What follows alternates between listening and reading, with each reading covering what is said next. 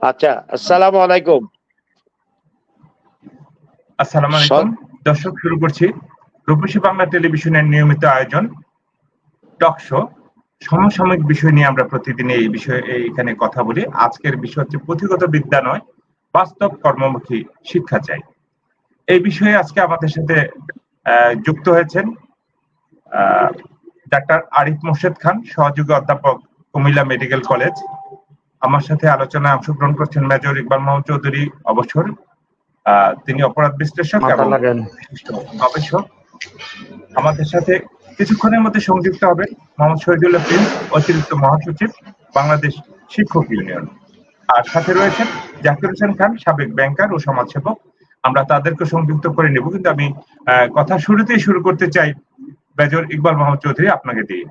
আমরা বলতে চাচ্ছি যে পুঁথিগত শিক্ষা নয়, আমরা বাস্তব কর্মমুখী শিক্ষা চাই। এই যে কর্মমুখী শিক্ষা, বাস্তব জীবনের সাথে সংশ্লিষ্ট যে শিক্ষা ব্যবস্থা, এই নিয়ে আমরা একটু আলোকপাত করতে চাচ্ছি। আপনাকে দিয়ে শুরু করতে চাচ্ছি। আপনি আপনার অভিজ্ঞতা এবং জীবনের অনেক গল্পের সাথে আপনি সংশ্লিষ্ট, যদি এই বিষয়টা একটু আমাদেরকে পরিষ্কার করে বলেন। আসসালামু আলাইকুম। বিসমিল্লাহির রহমানির রহিম। সম্মানিত সঞ্চালক জনাব আখন ভাই এবং আহ, জনাব আরিফ খান সাহেব ও দর্শক বন্ধু মন্ডলী, আপনাদেরকে আন্তরিক শুভেচ্ছা ও অভিনন্দন আমাদের এই টক শোটা দেখার জন্য এবং শোনার জন্য। আজকের কথা হলো বাস্তবমুখী শিক্ষাটা কিভাবে হবে। পুঁথিগত বিদ্যার বাইরেও বাস্তবমুখী দরকার আছে। এখন আমাদের জানতে হবে আমাদের দেশ, জাতি এবং সংস্কৃতির ক্ষেত্রে বর্তমান শিক্ষা ব্যবস্থার মধ্যে বাস্তবমুখী করতে আমাদের সমস্যা কি কি সেটা জানতে হবে। যদি এই সমস্যাগুলি না জানি তাহলে সমাধানগুলি দিতে পারবো না।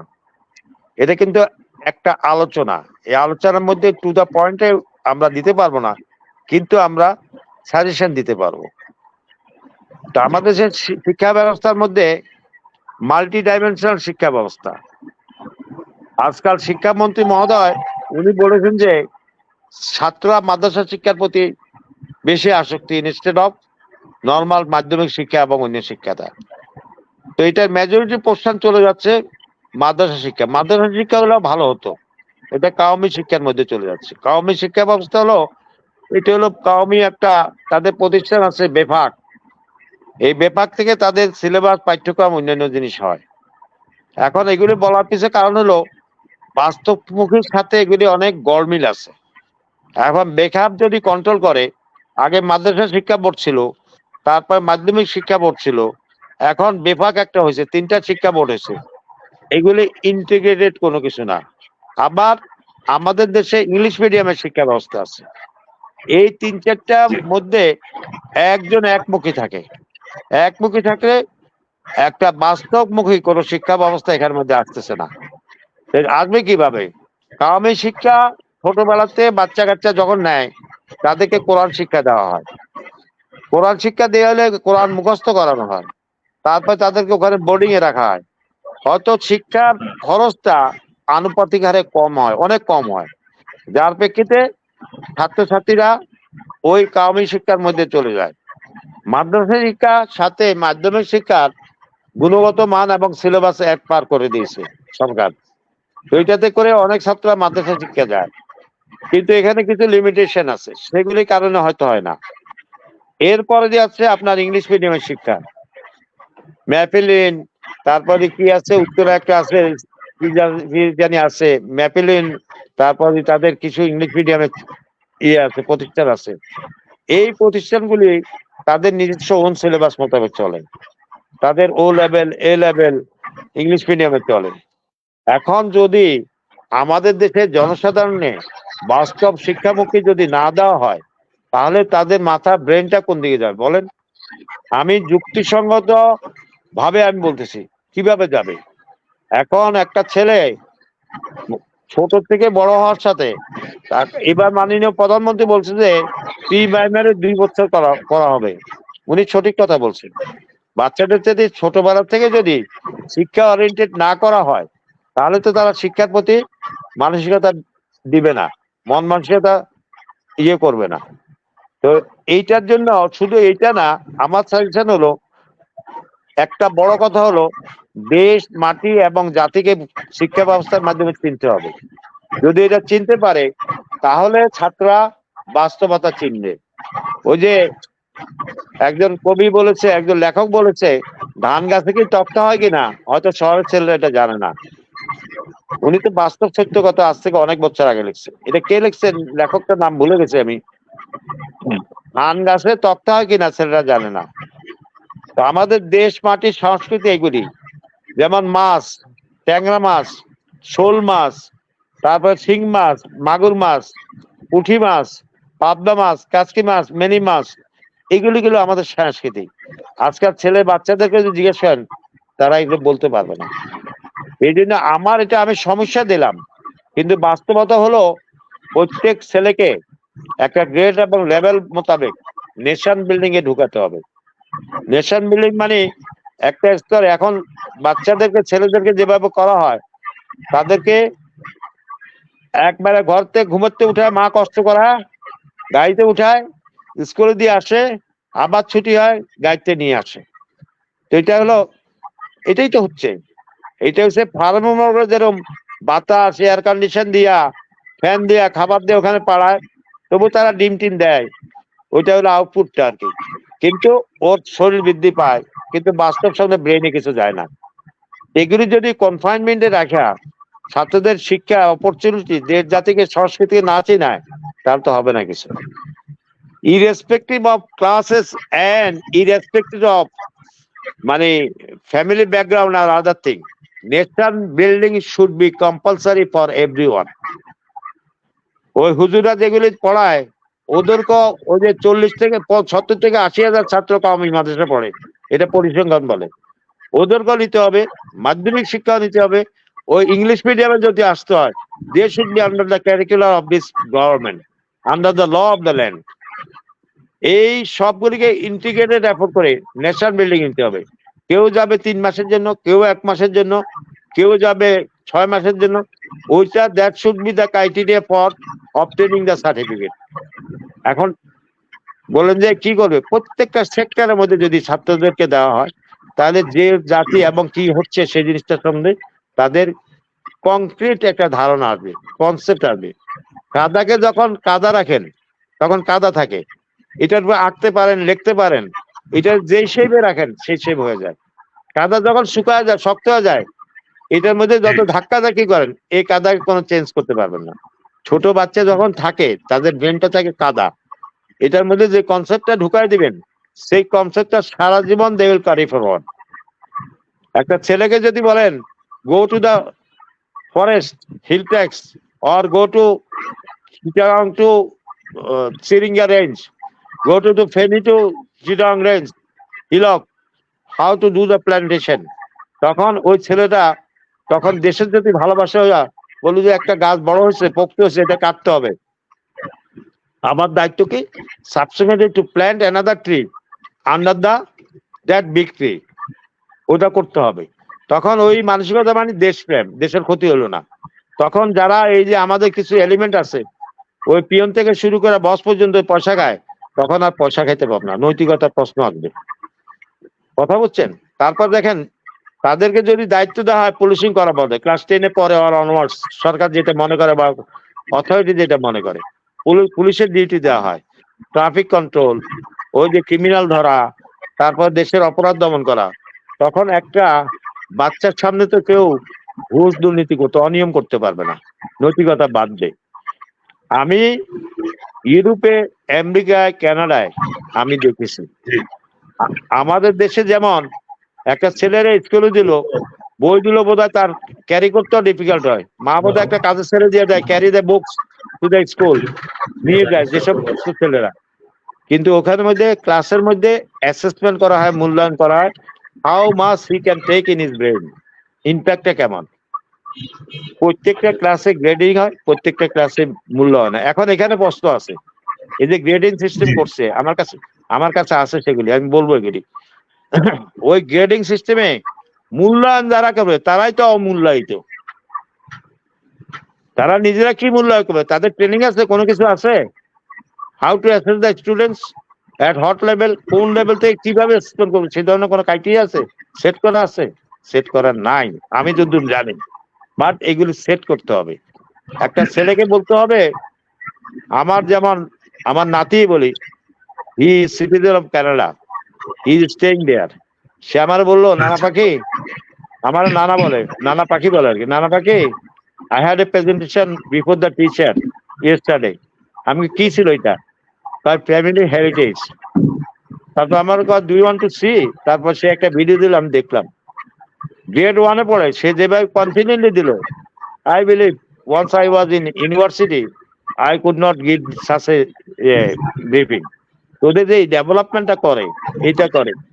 সে বললো, I am so so, my father is so and so, my mother is so and so, I have one sister, it is our family, and we are migrated to the Canada in the year of so and so year.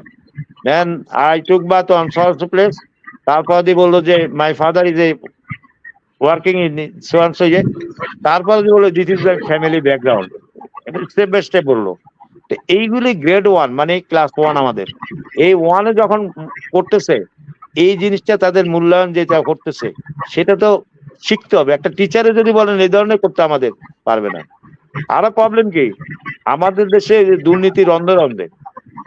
আমি তো 2-3টা case দেখলাম, এটা কোথায় ধরলাম নাম বলবো না। আমি সময় সংক্ষিপ্ত।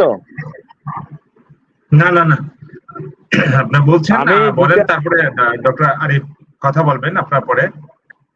আমি 2টা জিনিস বললাম, দেখলাম স্কুলের মধ্যে শিফট রোল বলে, মানে নমিনাল রোল টিচারদের ইয়ে থাকে, মাসওয়ারি টিচারদের বেতন প্রেসক্রাইব থাকে, ওগুলি সাইন করা নেয় সভাপতি দিয়া। আমি স্কুল বা মাদ্রাসা কমিটির সভাপতি ছিলাম for 9 years in some places। তো থাকার পরে দিয়ে দেখলাম যে 2টা টিচার আসেই না, তার বেতন স্বাক্ষর করা নিয়ে আসে। তারপর আমি স্বাক্ষর করি নাই 2টার। আমি বলছি bring him back to the school, I want to see him, আমি তাকে দেখতে চাই। ঠিক হবে আরিফ সাহেব, আসসালামু আলাইকুম। ওয়ালাইকুম আসসালাম। How are you today? আপনাকে অনেক অনেক শুভেচ্ছা এবং অভিনন্দন। আপনি আজকে আমাদের সাথে সংযুক্ত হওয়ার জন্য আমরা আপনাকে অনেক ধন্যবাদ জানাচ্ছি যে আপনি অনেক ব্যস্ততার মধ্যেও আপনি সেই অপারেশন থিয়েটার থেকে অন্যান্য দিনের মতো আমাদের সাথে আমি একটু অপারেশন একটা করে এখন শুনছিলেন যে পুঁথিগত বিদ্যা নয়, যে আমরা একটু যেতে চাই যে বাস্তব কর্মমুখী শিক্ষা ব্যবস্থার দিকে। হ্যাঁ, যেটা আমাদের দীর্ঘদিন ধরে চলে আসছে। এর বাইরে আমাদের দেশের শিক্ষা ব্যবস্থা যদি যায় তাহলে কতটা উপকৃত হবে দেশ, জাতি এবং আমাদের সন্তানেরা কতটা উপকৃত হবে, সেই বিষয়টা নিয়ে যদি একটু খোলাখুলি কথা বলেন। কারণ আপনারা তো বাস্তব কর্মমুখী মানুষ, কারণ আপনারা পুঁথিগত শিক্ষা থেকে বেরিয়ে এসেছেন। এখন আপনারা নিজেরাই, যে এখন আপনি এই মুহূর্তে মনে হয়, আমার কাছে মনে হচ্ছে আপনি অপারেশন থিয়েটারে বা আমি থিয়েটার থেকে এই মাত্র বের হয়ে আমি আবার একটু ওয়েটিং রুমে আছি, চেঞ্জ রুমে আছি। আসলাম যে আমি তো একটু ডিসকানেক্টেড হয়ে গেছিলাম, একটু ইয়ে করি, কানেক্টেড হই। এখন কি মানে আমি এই বিষয়ে কথা বলবো নাকি?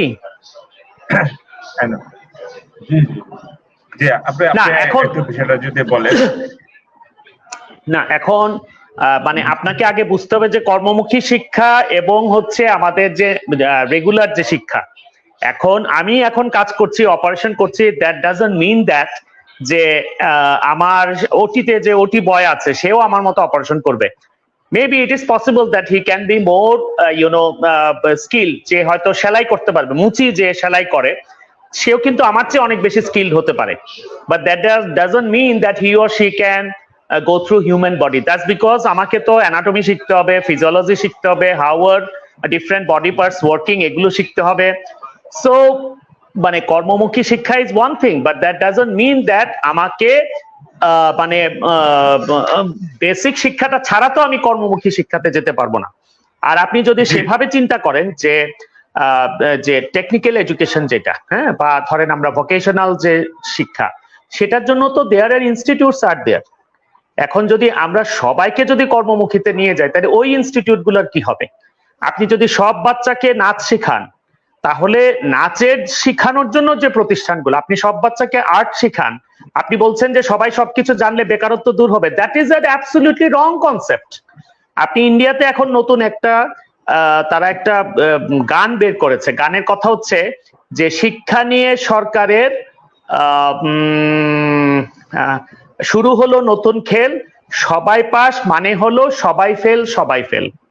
আমি আবারও বলছি, শিক্ষা নিয়ে সরকারের শুরু হলো নতুন খেল, সবাই পাস মানে হলো সবাই fail. And that is the very thing happening across especially in Bangladesh, in India একইভাবে চলছে। Just because আমাদের যারা কন্ট্রোলিং অথরিটি, এই যে কিছুদিন আগে 12 ফেল একটা ইন্ডিয়াতে একটা সিনেমা যেটা কিনা বিশ্বব্যাপী খুব জনপ্রিয় হয়েছে, তো ওখানে কিন্তু নায়ক একটা কথা বলছে যে মানুষ যদি শিক্ষিত হয়ে যায় তাহলে নেতাদের জন্য দেশ চালানো কঠিন হয়ে যাবে।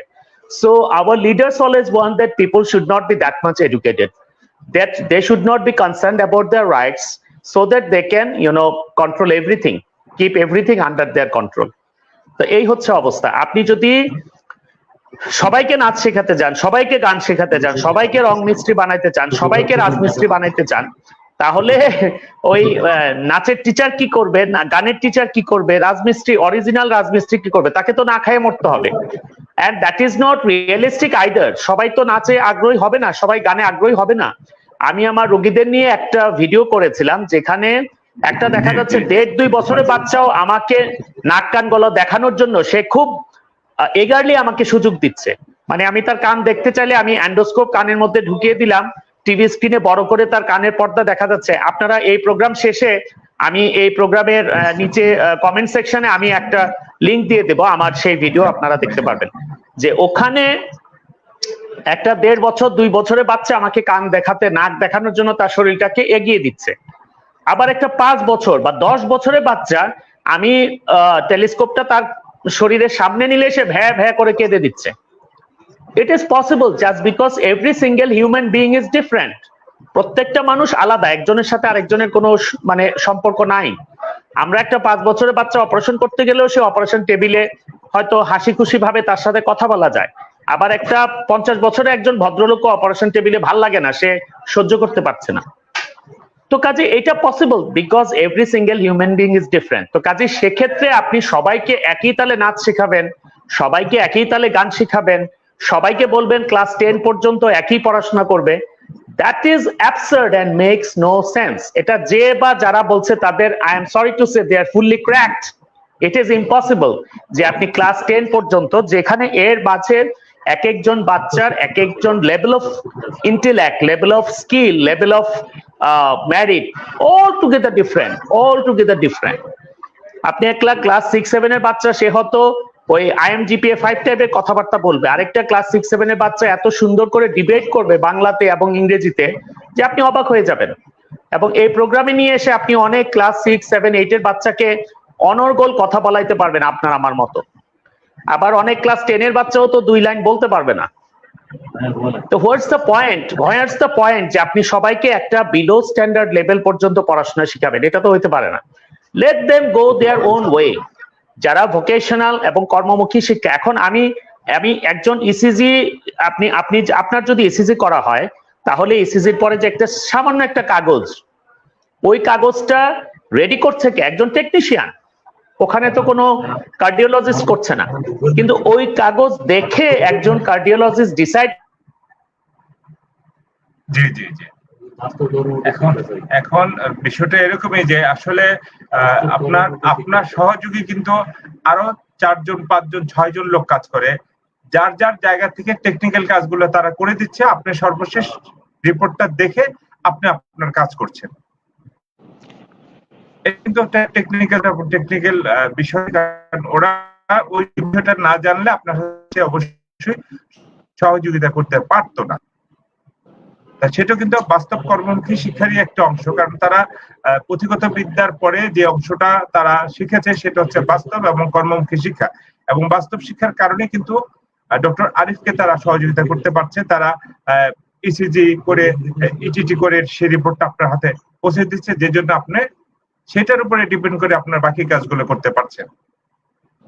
তো ধন্যবাদ ডক্টর আরিফ আপনাকে। আমরা একটু কথা বলতে চাই মেজর ইকবাল মোহাম্মদ চৌধুরী আপনার সাথে, কারণ উনি এখন আমাদের কাছ থেকে সংযুক্ত নাই। তো সেজন্য আমি আপনার কথা দিয়ে আবার একটু আসতে চাই যে আসলে পুঁথিগত শিক্ষা নয়, বাস্তব কর্মমুখী শিক্ষা কিভাবে আমাদের এগিয়ে আসতে পারে। আচ্ছা, আমি আমার আলোচনা ছিলাম যে নেশন বিল্ডিং নিয়ে, এবং আমি বলছিলাম যে ইন্টিগ্রেটেড শিক্ষা ব্যবস্থা।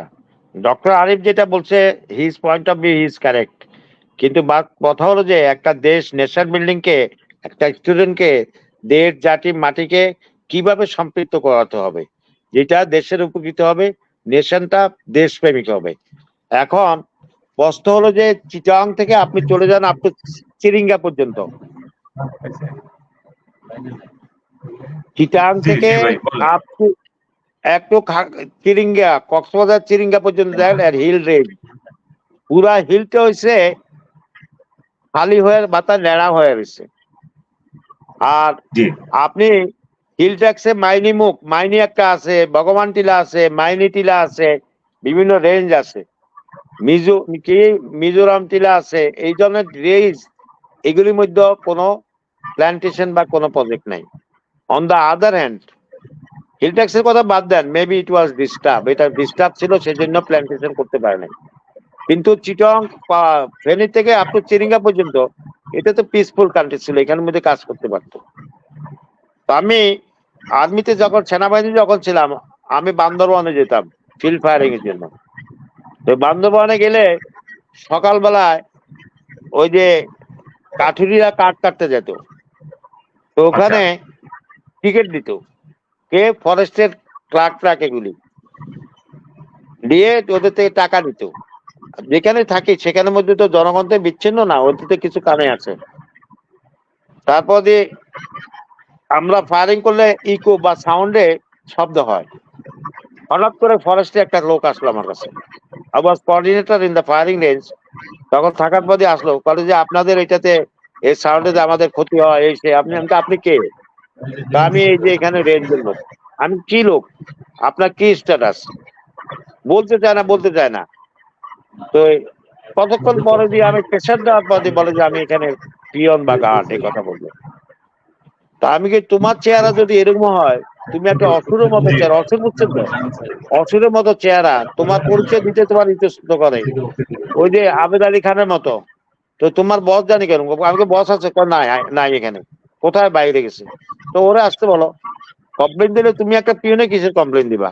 তোমার বস দেখ। এই হলো আমাদের পরিণতি। সকালে কাঠুরিয়া কাঠ কাটতে জঙ্গলের ভিতরে ঢুকে, কাঠ কাটে আইসা ওখানে মধ্যে বান্দরবানদের সোজা ওই যে মেইন রোডের পাশে ওই রাক্ষর করে বিক্রি করে তারা তাদের ক্ষুধা নিবারণ করে। এখন প্রশ্ন হলো, নৈতিকতার প্রশ্ন সব জায়গায় আছে। এখন ন্যাশনাল বিল্ডিং এর জন্য আপনি বাচ্চাদেরকে 1 মাসের জন্য টার্ন ওয়াইজে সারা দেশের শিক্ষা প্রতিষ্ঠানে যদি মোবিলাইজ করেন, অ্যাক্টিভেট করেন, তাহলে এরা মোবিলাইজ করলে দেশকে ভালোবাসবে, তো তাদের মধ্যে তো অনৈতিকতা ঢুকবে না। কাদারে যখন প্রিন্ট দিবেন, তখন প্রিন্টটাই সঠিক আসবে। পুলিশের কথা বললাম, পুলিশে যখন দেন, পুলিশ যখন ম্যাচিউর, তার বাপের সমান বয়স, একটা ছেলে মেট্রিক ইন্টারমিডিয়েট, যখন পুলিশের সাথে ডিউটি করবে, তখন পুলিশ পারবে অনৈতিক কাজ করতে? কখনো না, বিবেকে বাঁধবে। এই বিবেক দর্শন সাইকোলজিক্যালি সাইন্টিফিক হইতে যদি এটা করা হয়, তাহলে এটা ভালো হয়। আমেরিকান নেশন বিল্ডিং এর জন্য যারা ইনভলভ থাকে, ইভেন আর্মিতে এবং অন্য জায়গায় কাজ করে, ওদেরকে রিজার্ভ রাখে, এবং ইউরোপও তাদ্রুপ করে। টু টেল ইউ অনেস্ট, এই যে প্রতিবেশী মায়ানমার, ওদের কি একটা ফোর্স আছে 10 লক্ষ না কত আছে, ওদের বর্ডার কাছে বলে যে সেই ফোর্সটাও তো এই ধরনের তারা ইয়ে করে। এখন উনি বলছে আমাদের প্রতিবেশী দেশে গান বাইরেছে, গান দিয়া শিক্ষা প্রতিষ্ঠান, শিক্ষা ব্যবস্থা করছে। আসলে সরকার যে শিক্ষা পলিসি করছে এখন বাস্তব কিছুটা বাস্তবমুখী। ক্লাস 3-তে ছাড়া কোনো পরীক্ষা হবে না, আর ক্লাস 3 থেকে ক্লাস 10 হবে পাবলিক পরীক্ষা, ক্লাস 3-তে হবে স্কুলের পরীক্ষা, তাও সাবজেক্ট লিমিটেড, আর ক্লাস 10 হবে 5টা বিষয় পরীক্ষা। ইন্টারমিডিয়েট যা ধর্ম থেকে শুরু করা, কটা পরীক্ষা দিবে জানি, আমি দেখি আপনাকে। ইন্টারমিডিয়েটে দিবে একটা কয়টা 8-10টা টেস্ট আছে। টেস্টে ইন্টারমিডিয়েট হবে আপনার, ওইটা মূল্যায়ন হবে, ইন্টারমিডিয়েটে সায়েন্স, আর্টস, কমার্স নিতে পারবে। আর আমাদের এখন এসএসসিটা আছে সেটা নাই। এখন মূল্যায়ন পদ্ধতি, এবং এটার জন্য আমার সাজেশন হলো এটা ভালো ইনস্ট্রাক্টর দরকার, গুড কোয়ালিটির ইনস্ট্রাক্টর। ওই যে নিবন্ধিত ইনস্ট্রাক্টর সাথে এই মূল্যায়ন পদ্ধতিটাকে বানাতে হবে, বানায়া বাস্তবমুখী করতে হবে।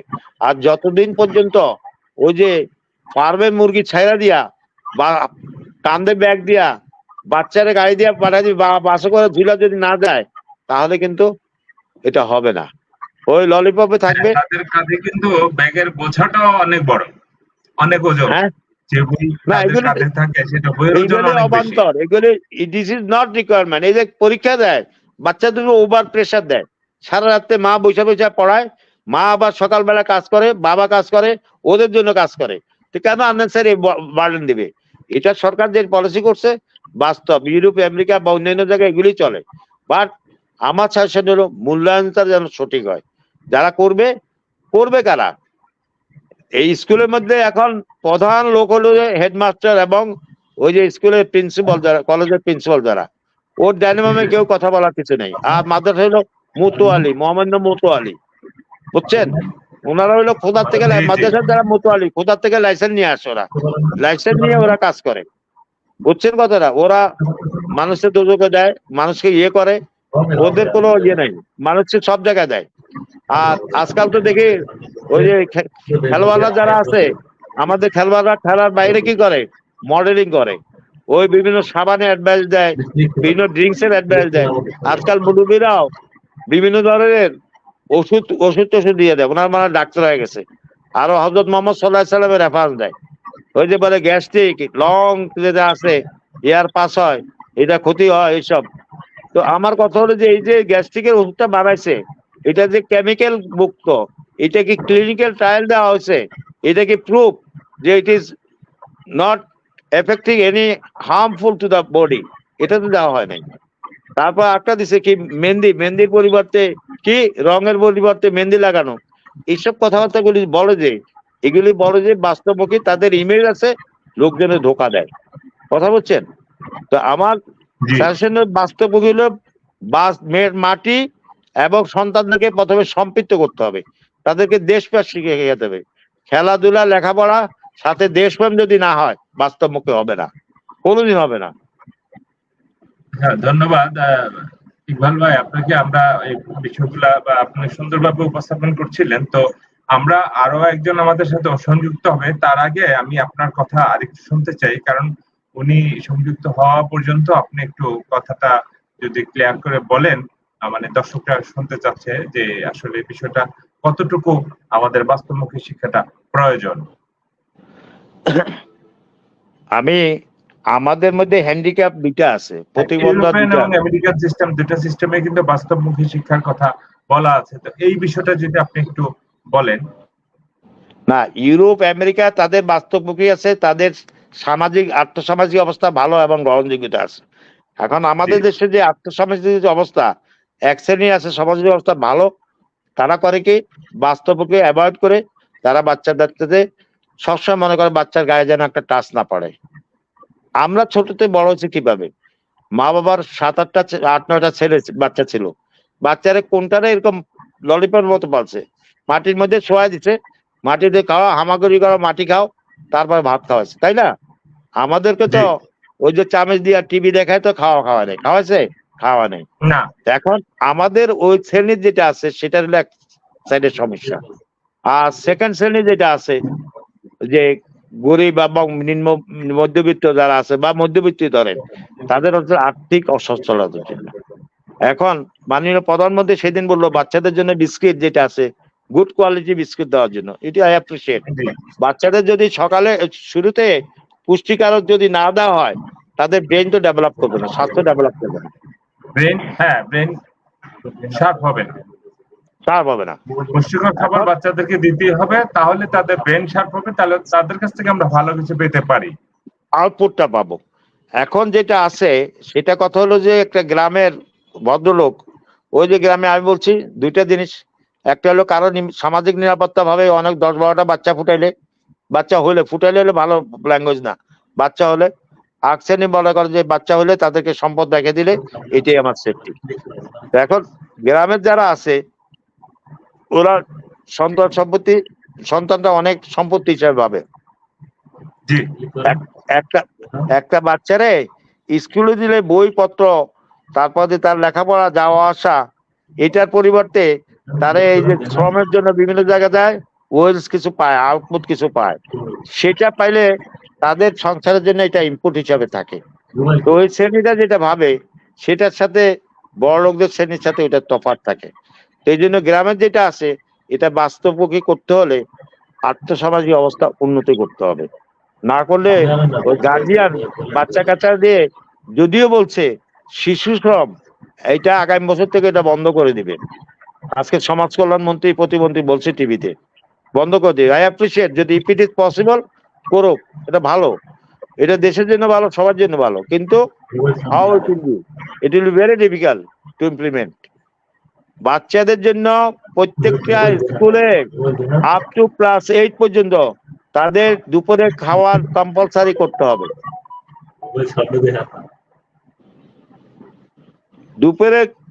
দুপুরে ফুডিং সিস্টেমটা কম্পালসারি করতে হবে।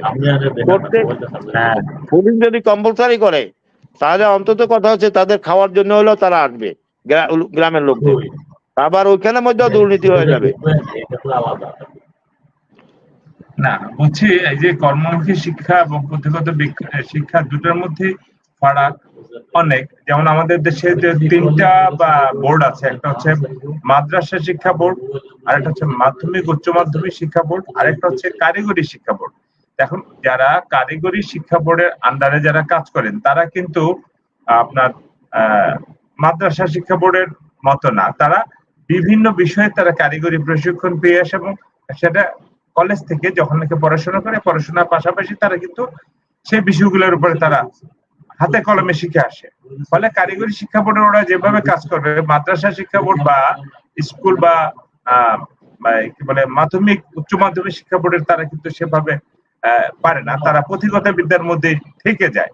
এই পুঁথিগত বিদ্যা থেকে বেরিয়ে এসে মাদ্রাসা শিক্ষা বোর্ডের ওখান থেকে বা মাধ্যমিক উচ্চ মাধ্যমিক শিক্ষা বোর্ডের থেকে এসে কিভাবে কারিগরি শিক্ষা বোর্ডের সাথে সামঞ্জস্য করে কাজ করা যাবে সেই বিষয়টা যদি একটু ক্লিয়ার করে বলেন। যে একটা হচ্ছে পুঁথিগত বিদ্যা থেকে আসে, আর একটা হচ্ছে কারিগরি, অর্থাৎ সে পড়াশোনা করে তার পাশাপাশি কিছু বিষয়ের উপর সে প্রশিক্ষণ নিয়ে সেই বিষয়ে কাজ করে। এখন আমরা ওই পুঁথিগত বিদ্যা থেকে কিভাবে আপনার বাস্তব কর্মমুখী শিক্ষায় উন্নত হতে পারে এবং সেখানে সেগুলো নিয়ে আমরা কাজ করতে পারি, এই বিষয়টা আপনি অনেকক্ষণ বললেন এবং অনেকেই সুন্দরভাবে শুনেছে, কিন্তু আমি আরেকটু এটাকে ক্লিয়ার করে বলার জন্য একটু অনুরোধ করছি আপনাকে। না, আপনি যেটা বলছেন কারিগরি শিক্ষা, মাদ্রাসা শিক্ষা এবং মাধ্যমিক শিক্ষা, কারিগরি শিক্ষা, মাদ্রাসা শিক্ষা, কওমি শিক্ষা, মাদ্রাসা শিক্ষা এবং ইংলিশ মিডিয়ামের শিক্ষা, এই 4-5 পদের শিক্ষাকে ইন্টিগ্রেটেড করতে হলে ইন্টিগ্রেটেড সিলেবাসের দরকার। এখন আপনি কারিগরি শিক্ষা একটা ছেলেকে গ্রেড 1 ক্লাস 1 থেকে তো আপনি করতে পারবেন না, একটা সার্টেন লেভেলে ইন্টেলিজেন্ট আপটেক ম্যাচুরিটি ডেভেলপ করতে হবে। আর মাদ্রাসা শিক্ষা যেটা আছে এটা তো মহামান্য মোতোয়ালিরা, আমি মহামান্য বললাম, ওনারা বলে যে খোদার থেকে ওনারা স্বর্গ নরকের একটা লাইসেন্স দেওয়া আছে, ওনারা যেটা বলে সেটা হালাল আর সব হারাম। ওনারা আল্লাহর কালাম প্রতিষ্ঠা করবে। এখন একটা ছেলে মাদ্রাসা যারা কোরআন শরীফ ফেসবুক মুখস্থ করে, বলে যে why you are talking like this thing, I am talking by my practical experience। একটা ছেলে যখন ওযু করতে জানে না, নামাজ পড়বে কি ওযু করতে জানে না, কিছু করে না, তখন থেকে তারে কোরআন মুখস্থ করায়। যদি কোরআন শরীফ মুখস্থ করায় তখন তার থেকে কি আউটপুট করেন? আল্লাহ তাআলা নবী করিম সাল্লাল্লাহু আলাইহি ওয়াসাল্লাম বলছে আমি যে ভাষায় কথা বলছি সেই ভাষায় কথা বলো। এখন সৌদি আরব নবীর ভাষা আর আমাদের ভাষায় তফাৎ হলো বাংলা এবং আরবি। তেমন আমাদের ইমামদের, হুজুরদের, আলেমদের প্রয়োজন প্রথমে কি জিনিসটা, এই যে আমরা আলামদ সূরা থেকে শুরু করে নামাজে বিভিন্ন সূরাগুলি পাঠ করি, এগুলি শুরু থেকে বেসিক শিক্ষাটা দেওয়া উচিত। এই আলামদ সূরার অর্থ কি, তারপরে কুল হুয়াল্লাহ সূরার অর্থ কি, তারপরে কুল হুয়াল্লাহ তাব্বাত ইয়াদার অর্থ কি, এইগুলি শিক্ষা দিলে নামাজ যখন পড়বে তখন অন্তরের মধ্যে এগুলি বাংলা অর্থ আসবে, তখন অনুধাবন, প্রেরণা এবং আল্লাহর প্রতি ঈমান এবং আকীদা অনেক বেশি বেড়ে যাবে। কি আমি মিথ্যা কথা বলছি? আজ পর্যন্ত কোন লোককে আলেমরা বলছেন শুধু বলে আল্লাহর হাদিস প্রতিষ্ঠা করব, রসুলের ইয়ে প্রতিষ্ঠা করব, এইগুলি বলে আমরা দায়িত্ব নিছি এটা করতে, কিন্তু বাবা তোমার প্রথম দায়িত্ব হলো এদের মেজর ইকবাল মোহাম্মদ চৌধুরী, আমি আপনার কাছে আসবো। তার আগে আমি একটু ডক্টর আরিফ মোর্শেদ খানের সাথে একটু কথা বলে আসি। উনি আমাদের অফলাইনে আচ্ছা ঠিক আছে, উনি অপারেশন আছে, দিদি জানাও, ঠিক আছে, থ্যাংক।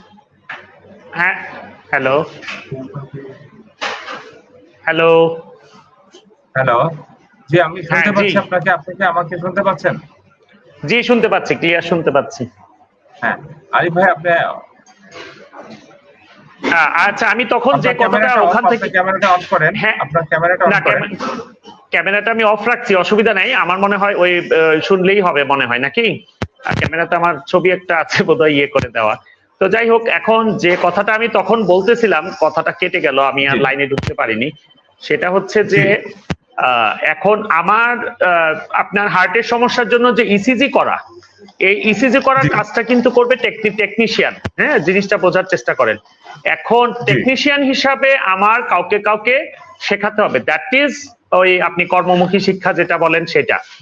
কিন্তু ইসিজিটার ইন্টারপ্রিটেশনটা করবে কিন্তু একজন কার্ডিওলজিস্ট। তিনি একজন সাধারণ ডাক্তারও না, বেশিরভাগ ক্ষেত্রে একজন কার্ডিওলজিস্ট ইসিজিটা ইন্টারপ্রিটেশন করবেন। অর্থাৎ ইসিজিতে যে আপনি এই পাতলা কাগজটার মধ্যে যে কিছু রেখা দেখছেন, সেই জিনিসটা আসলে কি বোঝাচ্ছে, আপনার হার্টের কি অবস্থা বোঝাচ্ছে, সেটা কিন্তু ডিটেক্ট করবেন একজন কার্ডিওলজিস্ট, যিনি কিনা কমপক্ষে 10 বছর ধরে এই হার্টের উপর পড়াশোনা করেছেন এবং রোগী দেখেছেন হাজার হাজার লাখ লাখ।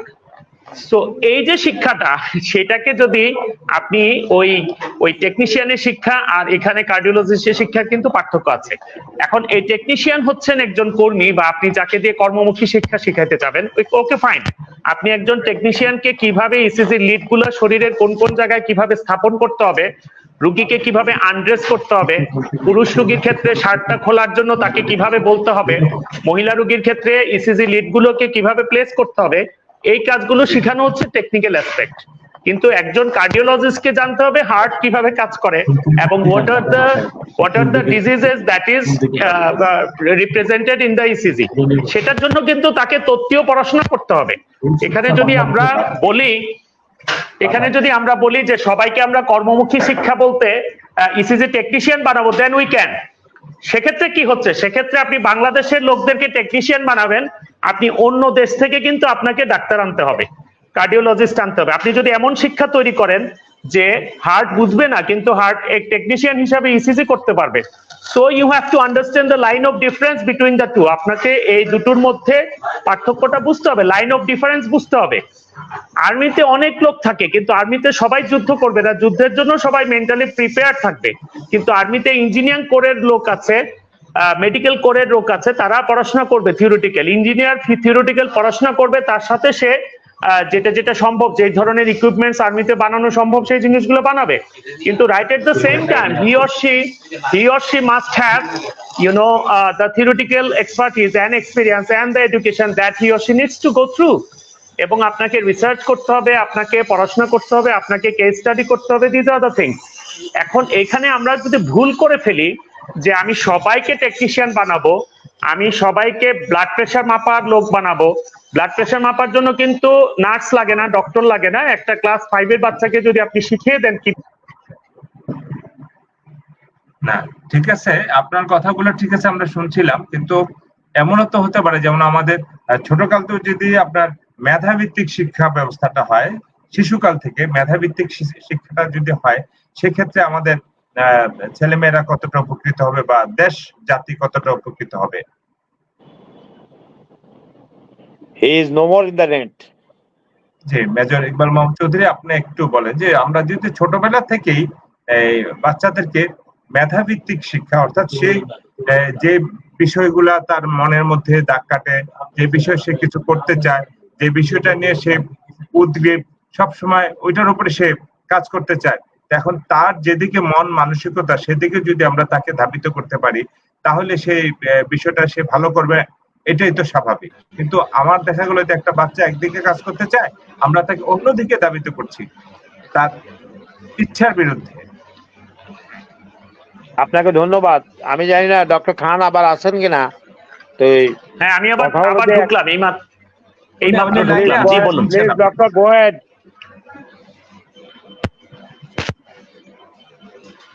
হ্যালো হ্যাঁ, ডক্টর খান লাইনে আছেন, উনি শুনছেন আপনাকে, আপনি বলেন।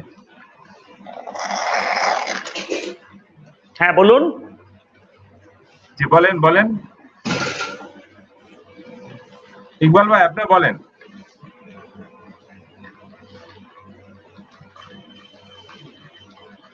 আসলে কে কোন সেক্টরে যাবেন সেটা কিন্তু ছোটবেলায় মূল্যায়ন করে বলা যাবে না।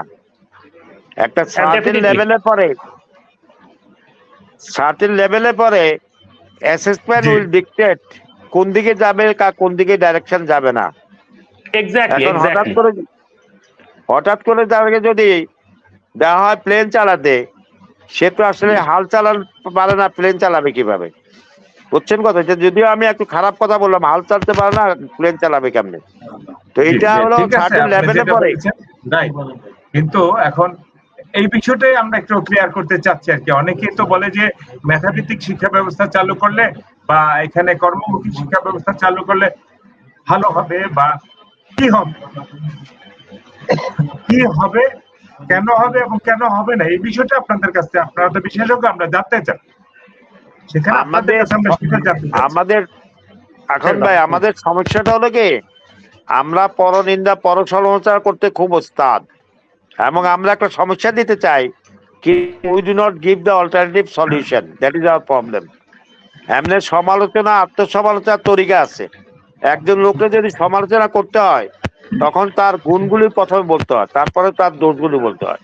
আর নিজের যখন সমালোচনা করতে আত্মসমালোচনা, তখন নিজের গুণগুলি বলতে হয়, তারপরে করতে হয় তার গুণগুলি, প্রথমে দোষগুলি তার গুণগুলি। এখন প্রশ্ন হলো যে এই যে মেধাভিত্তিক করতে হবে, বাচ্চা যখন স্কুলে যাবে তখন তারা মেধাভিত্তিক বানায় দিবে, তাকে কোন সেক্টরে বানাবে সেটা না। একটা সার্টেন লেভেল গভর্নমেন্ট নতুন শিক্ষা পলিসি করছে। আই থিঙ্ক গভর্নমেন্টের একটা at the back of their mind আমার মনে হয় একটা পলিসি আছে, যেমন ইন্টারমিডিয়েট ম্যাট্রিক পাস করার পর এসএসসি কোয়ালিফিকেশন করার পরে সরকার ইন্টারমিডিয়েট সায়েন্স আর্টস কমার্স দিবে, এবং ওই সাবজেক্টগুলো সেইভাবে তারা ডিটারমাইন করছে। এটা আমার কাছে আছে যে এই জিনিসগুলি যেটা আছে, এটা যদি টেস্ট এন্ড ট্রায়াল এবং যদি এটাকে কোনো ইম্প্রোভাইজ বলে করতে পারে, হয়তো এটা আগেও আসতে পারে, পরও আসতে পারে। বাট আচ্ছা বাস্তবমুখী বলুন। কে খান সাহেব বলছেন না এখন ভাই বলছেন? বলুন বলুন বলুন। হ্যাঁ ডক্টর, আপনি কিছু বলবেন? আমি একটু বলতে চাচ্ছিলাম যে আপনি দেখেন, ঠিক আছে না? আপনি আসছেন লাইনে, আপনাকে ধন্যবাদ জানাচ্ছি। আপনি আমাদের আমার নামটা একটু চেঞ্জ করে দিন, এটা ওই হ্যাঁ ইমেলটা দিছি আর কি, আপনি একটু নামটা ঠিক করে দিন, মোশাররফ হোসেন আলমগীর। নামটা একটু চেঞ্জ করেন, নামটা এখানে আলমগীর হোসেন। আপনার কথা শুনতে পাচ্ছি, আপনি ফোনটা রাখেন, আমরা সরাসরি শুনতে পাচ্ছি আপনার কথা। মোশাররফ হোসেন আলমগীর। আচ্ছা কি বলে আকন ভাই আমি একটু দুটো কথা বলি তাহলে, কারণ আমি আবার বড় অপারেশনে চলে যাব, তখন আর পারবো না। এখন আমি জাস্ট একটু সবিনয় এখানে যারা আছে সবার কাছে জানতে চাই যে সারা পৃথিবীর কোন দেশ আছে যেখানে 4টা সাবজেক্ট, অ্যাবস্ট্রাক্ট 4টা সাবজেক্ট, শিল্প ও সংস্কৃতি।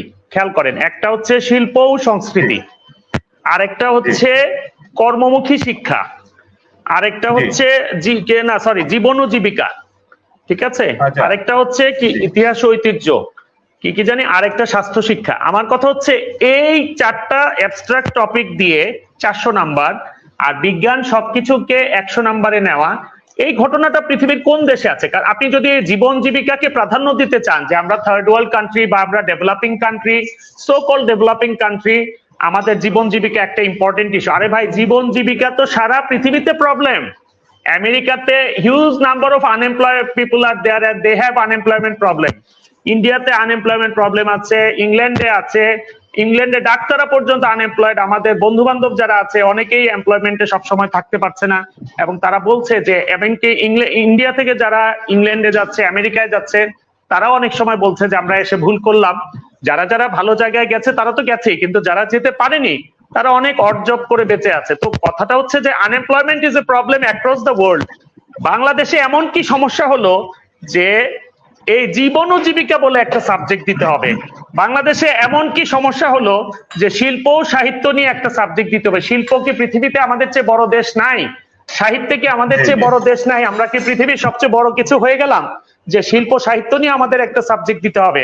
আমার কথা হচ্ছে এমন কি ঘটনা ঘটলো যে সারা পৃথিবীতে যেটা নাই, which is unprecedented across the world, সেই কাজগুলো আমরা করছি। And who give you the authority to do that? পুরা মিনিস্ট্রি তো এটা করছে না। এখানে ডক্টর আব্দুর রাজ্জাক তো বলেই দিয়েছেন যে এই কারিকুলামের পেছনে সরকারের কোনো দায়িত্বশীল ব্যক্তির কোনো নাই। এই কারিকুলাম ক্যাবিনেটে আলোচনা হয়নি, এই কারিকুলাম সম্পর্কে মন্ত্রিসভায় আলোচনা হয়নি, এই কারিকুলাম সম্পর্কে হয়নি, কি বলে কোন রকম কোন সভা সমিতি মিটিং সেমিনার কিছুই হয়নি। It is a prescribed curriculum given by certain authority. Specially আপনাদেরকে আমি বলি, এই কারিকুলামটা কিছু ফরেন এজেন্সি এখানে জড়িত। ইউনিসেফ, মিস্টার ইকবাল হোসেন, আপনি ইকবাল হোসেন এডুকেশন ইউনিসেফ লিখে সার্চ দিলে এই নামটা পাবেন। তারপর হচ্ছে প্ল্যান ইন্টারন্যাশনাল বাংলাদেশ এবং বন্ধু এনজিও, যারা কিনা ট্রান্সজেন্ডার এবং এই যে এলজিবিটিকিউ অ্যাক্টিভিটিকে বাংলাদেশে ইনকর্পোরেট করার জন্য they are working really hard because that is their agenda এবং উইথ হুইচ দেয়ার যেটার পেছনে আপনার পশ্চিমা বিশ্ব অনেক মিলিয়ন মিলিয়ন ডলার খরচ করছে। So these are the certain international agencies, those who are working to develop this curriculum. এবং ইউনিসেফের ইকবাল হোসেন 2021 সালে এই মশিউজ্জামান, তারপর তারিক এহসান এবং এদেরকে ইউরোপে ঘোরায় নিয়ে আসলো। তখন তারা ওখান থেকে তাদের মগজ ধোলাই হয়ে গেল, তারা কারিকুলাম নিয়ে কাজ করা শুরু করলো। এবং আপনি দেখেন করোনার সময় তারা বলছে যে তারা পাইলটিং করেছে। করোনার সময় তো স্কুলই বন্ধ সব, আপনি পাইলটিংটা করলেন কোথায়? All the schools were closed, school বন্ধ, সবকিছু বন্ধ ছিল। আর আপনি বলছেন তখন আপনারা পাইলটিং করেছেন। তারপরও যদি কিছু পাইলটিং হয়ে থাকে, আমার এখানে একটা স্কুলে পাইলটিং হয়েছে, ওই স্কুলের টিচাররা কয়েকজন আমার বন্ধু, তারা বলছে বন্ধু আমাদের 2 হাত পা বেঁধে পানিতে ছেড়ে দিয়ে বলা হয়েছে তোমরা এবার সাঁতরাও। তাদেরকে বলা হয়েছে যে তোমরা এই কারিকুলামের ব্যাপারে কোনো নেগেটিভ কথা বলতে পারবে না।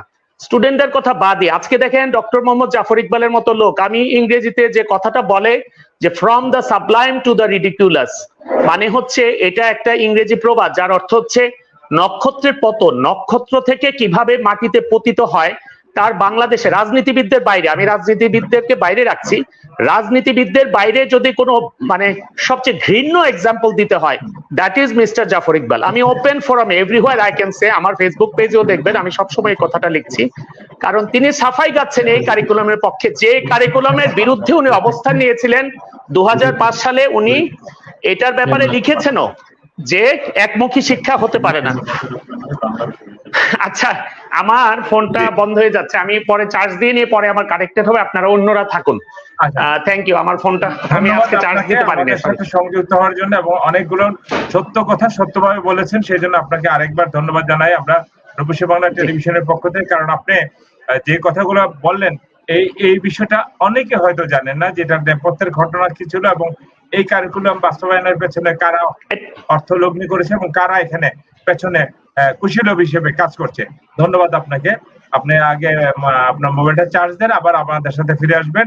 আমি এই ব্যাপারে এখন একটু কথা বলার জন্য আমি আমন্ত্রণ জানাচ্ছি আলমগীর হোসেন আপনাকে। আলমগীর ভাই, অনেকক্ষণ আপনি সিসি ক্যামেরার মতো বসে বসে শুনছিলেন, তো আমি আপনার এই কারিকুলাম নিয়ে কথা বলছিলাম। আমরা পুঁথিগত বিদ্যা নয়, বাস্তব কর্মমুখী শিক্ষা চাই বিষয়ের কথা বলছিলাম। আপনি যদি আপনার অভিজ্ঞতা এবং আপনার এই বিষয়ে একটু আলোকপাত করেন। আলমগীর ভাই শুনছেন? আপনি আমাকে শুনতে পাচ্ছেন? আমি আপনাকে একটু কথা বলার জন্য আমন্ত্রণ জানাচ্ছি।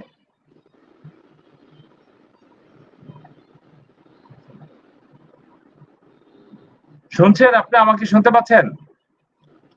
আসসালামু আলাইকুম। জি জি, আসসালামু আলাইকুম। আপনি একটু এতক্ষণ যে ডক্টর আরিফ মোর্শেদ খান কথা বলছিলেন, আপনি তো শুনেছেন সেই কথাগুলো। আমি একটু আপনার কাছ থেকে শুনতে চাই যে আসলে আমাদের কারিকুলাম, আমাদের যে শিক্ষা ব্যবস্থা, পুঁথিগত বিদ্যা এবং তাছাড়া যে আপনার এর বাইরে বাস্তব কর্মমুখী শিক্ষা, এই বিষয়ে আমরা একটু কথা বলতে চাচ্ছিলাম। যে আমরা ইউরোপ আমেরিকা বাচ্চারা যেমন ছোটবেলা থেকে তাদের যে বিষয় উদ্যোগ হয়, সেই বিষয়টা নিয়ে বাবা মা এবং স্কুলের শিক্ষকরা তাদেরকে বিশেষজ্ঞ বানান। তা আমাদের সেই সমস্যা আছে কিনা বা আমরা করতে পারেন কিনা, হ্যাঁ, এই বিষয়ে যদি আপনি একটু আপনার মন্তব্য প্রকাশ করেন। আসলে আমাদের দেশে আমি মনে করি প্রাতিষ্ঠানিক শিক্ষা এবং আমরা মুখস্থ বিদ্যা নিয়ে শুধু সার্টিফিকেটের জন্য লেখাপড়া করে পাশ করে চাকরি করব, সেটা আমি মনে করি না।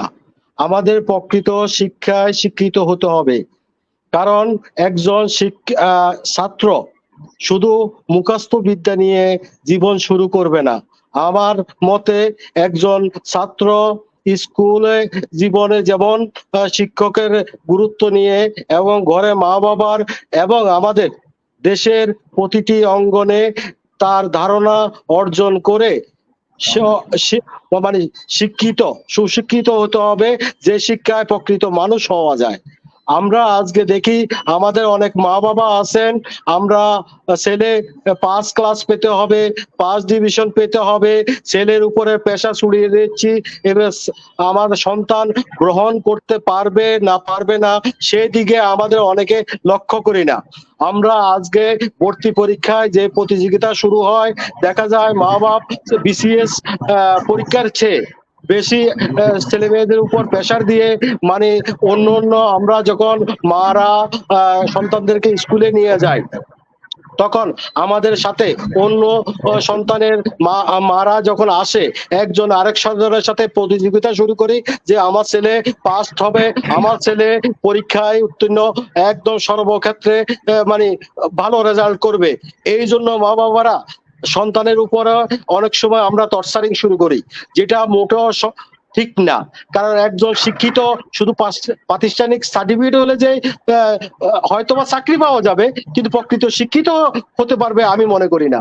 কারণ একজন প্রকৃত শিক্ষা অর্জনের জন্য স্কুলের শিক্ষা, বাইরের শিক্ষা, ঘরের শিক্ষা এবং ছাত্র জীবনের শিক্ষা, আমি মনে করি দেশ, সামাজিক, রাজনীতিক সব দিকে ধারণা নিয়ে, শুধু মুখস্থ বিদ্যা নিয়ে না থেকে আমরা মা বাবাদের মানে পেরেশানির থেকে বাঁচার জন্য আমরা লেখাপড়া আনন্দ, আবার সাথে খেলাধুলো আমাদের প্রয়োজন। কারণ যারা প্রকৃত শিক্ষায় শিক্ষিত হয়ে তারা যখন কোনো একটা অবস্থানে বসবে, তখন দেশ, মানুষ, জাতির জন্য তারা ভালো কিছু করতে পারবে।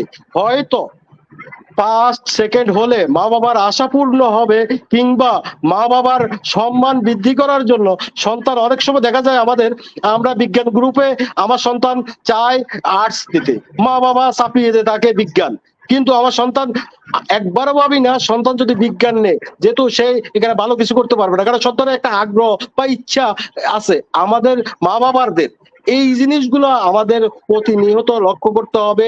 আর সন্তানদেরকে আদরে, যত্নে, ভালোবাসায়, তাদের ইচ্ছার গুরুত্ব দিয়ে, তাদের মেধার গুরুত্ব দিয়ে। আমি সৌদি আরবে একটা জিনিস দেখছি, আমরা মিটিং করছি একটা প্রতিষ্ঠান নিয়ে, মানে মালিক পক্ষ, আমরা বড় বড় যারা আছি সবাই মিলে, কিন্তু মালিকের ছোট্ট একটা ছেলে বললো আমার এখানে একটু কিছু কথা বলা আছে।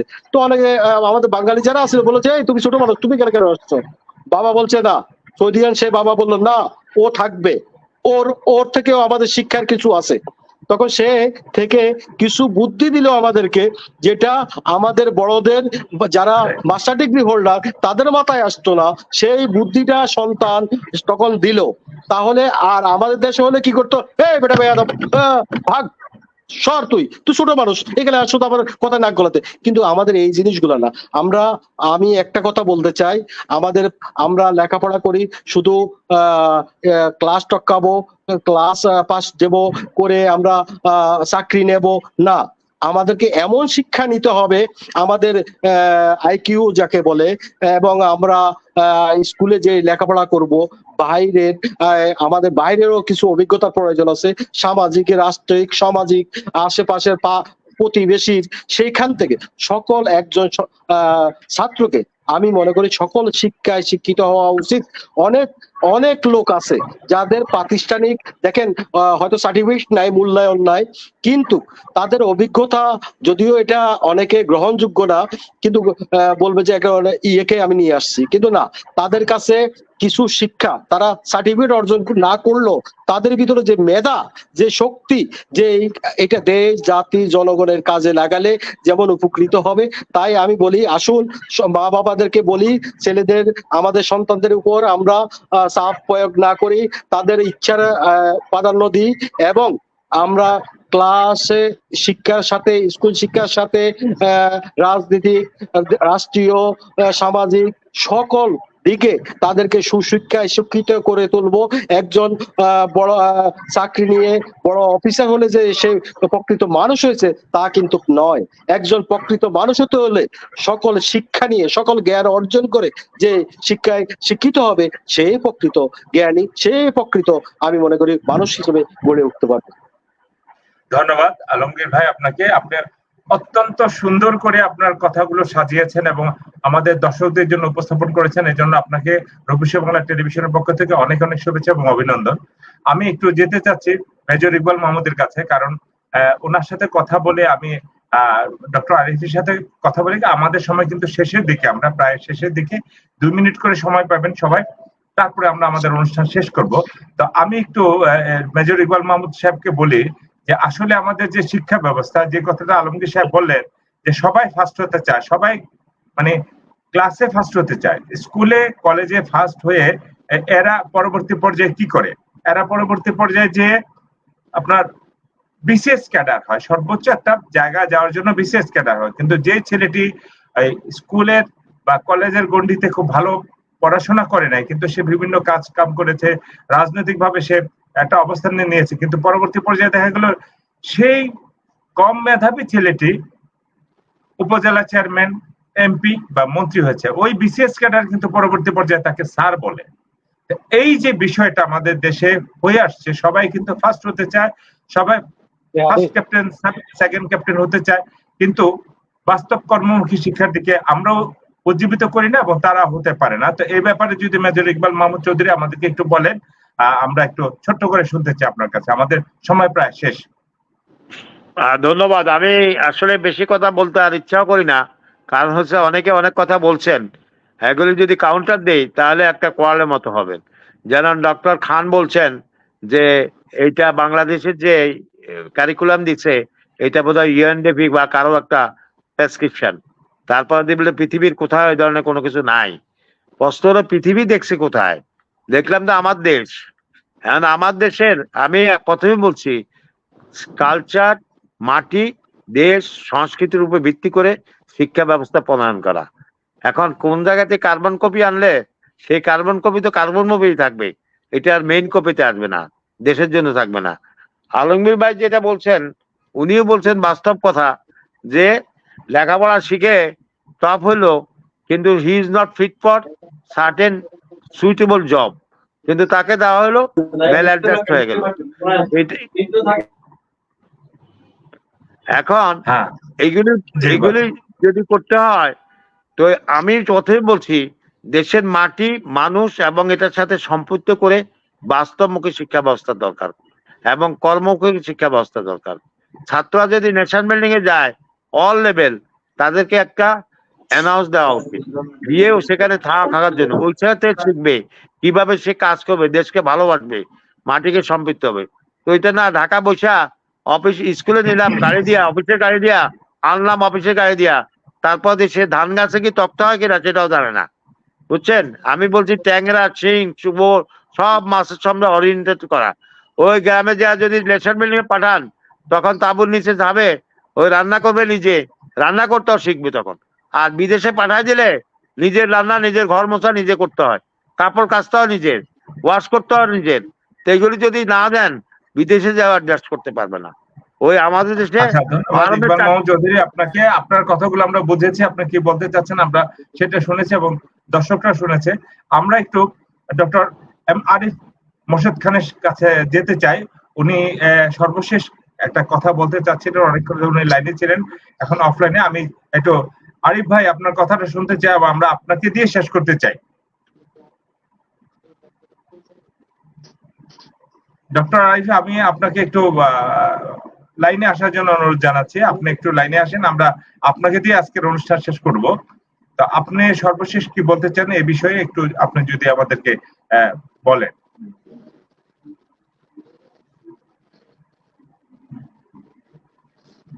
আসলে উনি ওনার সাউন্ড অফ, উনি মনে হয় মিউট করে রেখেছেন, উনি অন্য কাজে আছেন, কারণ যেহেতু উনি এখন এই মুহূর্তে হাসপাতালে আছেন।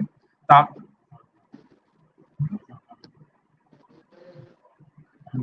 হ্যাঁ, আলমগীর ভাই, আমি আপনাকে দিয়ে শেষ করি, তাহলে একটু আপনি 1 মিনিট আপনি সময় পাবেন, একটু বলেন। সর্বশেষ 1 মিনিটের মধ্যে আপনি শেষ করবেন আপনার বক্তব্য। আমাকে বলছেন? জি জি, আপনাকে বলছি।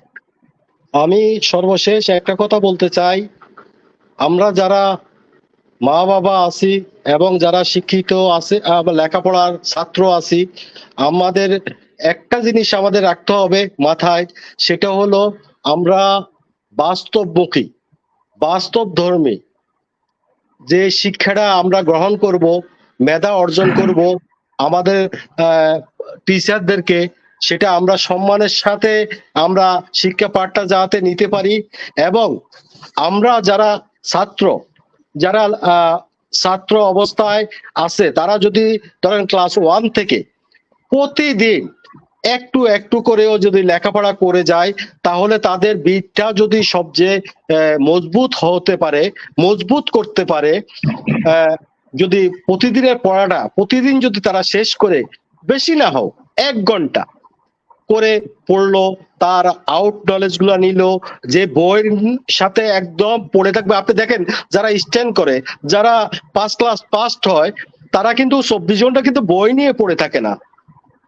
কারণ বই নিয়ে পড়ে থাকা আমি অনেক ছাত্রকে দেখছি, তারা যারা বই নিয়ে পড়ে আছে, তাদের কোথাও একটা জায়গায় গেলে তাদেরকে দেখা যায় যে অনেকে মনে করে যে এই ছেলেটা লেখাপড়াও করে না, শুধু সাল সার্টিফিকেট আনছে, ঠিক মতো বইয়ের বাইরে কথাই বলতে পারে না। আপনার বিতর্ক প্রতিযোগিতা দেখেন, মুখস্থ করে আসে, আমি পক্ষ বিপক্ষ নিচ্ছি, বিতর্ক প্রতিযোগিতা করছি, পাস্ট হয়ে চলে যাচ্ছি। এটা কিন্তু প্রকৃত শিক্ষা না।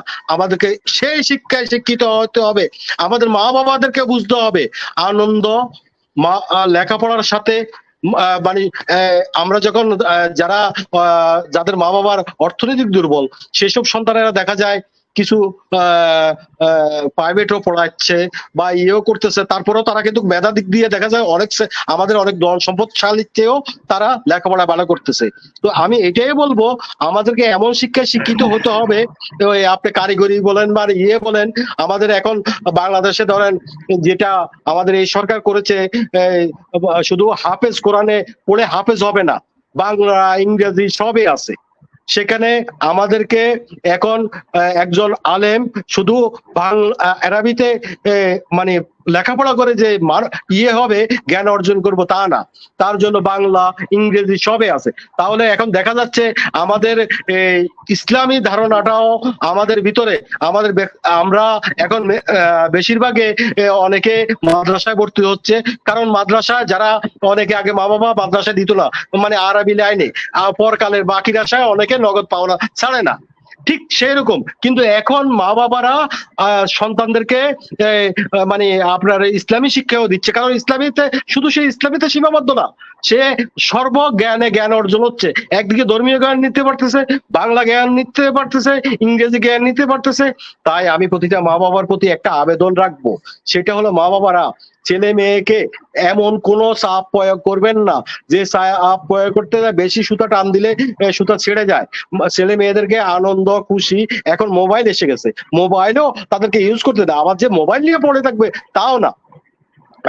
সন্তানদেরকে আর আমি সন্তানদেরকে বলবো, তোমরা তোমাদের স্কুলের টিচার যারা আছে তাদের কথা মতে চলো, তাদেরকেও সম্মান করো, মা বাবাকে সম্মান করো, এবং আড্ডা দাও, দিবা যে কার সাথে আড্ডা দিবা, অসৎ পথে না।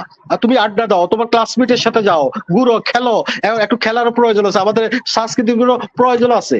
তো একজন সন্তান, আমি আশা করব বাংলাদেশের এই যে কোটা আন্দোলন চলতেছে, কোটা আন্দোলনে আপনারা দেখছেন কোটা নিয়ে, আমার যদি জ্ঞান থাকে, আমার যদি সেই অভিজ্ঞতা থাকে, কোটা লাগবে না। আমার যদি সেই মেধা থাকে, আমি যে কোনো জায়গায় ভালো রেজাল্ট করে আমি আমার চাকরি নিতে পারবো। আর আস্তে আস্তে এই দেশে ভাই আপনাকে অনেক ধন্যবাদ, আপনি আমাদের সাথে যুক্ত হয়েছেন এবং অনেকগুলো সুন্দর সুন্দর কথা আমাদের শোনালেন, যেগুলা আমাদের দর্শকরা উজ্জীবিত হয়েছে। রূপসী বাংলা টেলিভিশনের নিয়মিত টক শো, নিয়মিত বিষয় নিয়ে যে আমরা প্রতিদিন রাত্রে এই টক শোটার আয়োজন করি, আজকের আয়োজনের বিষয় ছিল পুঁথিগত শিক্ষা নয়, বাস্তব কর্মমুখী শিক্ষা চাই। এই আয়োজনের সাথে আজকে আমাদের সাথে সংযুক্ত হয়েছিলেন আলমগীর হোসেন, মেজর ইকবাল মাহমুদ চৌধুরী এবং ডক্টর আরিফ।